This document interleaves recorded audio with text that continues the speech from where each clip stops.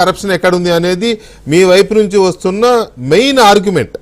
వాళ్ళ వైపు నుంచి ఏమో ప్రొసీజరల్ ఇర్రెగ్యులారిటీస్ ఉన్నాయి, తర్వాత పౌండ్స్ డైరెక్ట్గా కొని ఇవ్వడం అనేది కుదరదు, కరెన్సీ ట్రాన్సాక్షన్ ఎప్పుడు కూడా విదేశీ కరెన్సీ ఆర్బీఐ ద్వారా జరగాలి, మీరు ఎలా చేశారు అనేది ఇక్కడ. అందుకే ఈడీ కావచ్చు లేదా ఆ రోజున ఆర్బీఐ పెనాల్టీ కావచ్చు, ఇవన్నీ వచ్చాయి.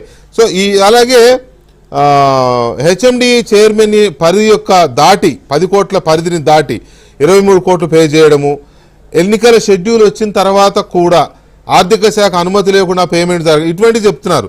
సో ఇవి ఇప్పుడు మెయిన్ దోషాలుగా కనపడుతున్నట్టున్నాయి. ఏం చెప్తారు?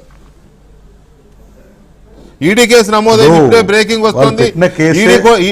ఇప్పుడే బ్రేకింగ్ వస్తుంది. ఎన్ఫోర్స్మెంట్ డైరెక్టరేట్ కూడా ఈ ఫార్ములా ఈ రేస్ దాని మీద కేసు నమోదు చేశారు. కేటీఆర్ పైన A1 గా మనీ లాండరింగ్ కింద ఈడీ కేసు నమోదైంది. ఇప్పుడే బ్రేకింగ్, మనీ లాండరింగ్ కింద కేసు నమోదైంది. అది ఏసీబీ ఫిర్యాదు ఆధారంగా.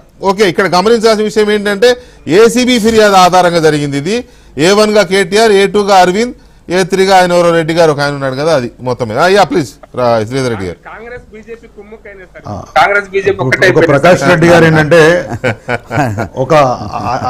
ప్రకాష్ రెడ్డి గారు 5 నుంచి 7 నిమిషాలు మాట్లాడారు. మీరు కూడా ఎఫ్ఐఆర్ లో నిమిషాలను చెప్పారు. అవునవును అవును, అదే అయితే పరిధి ఉందా లేదా కూడా చెప్పిన.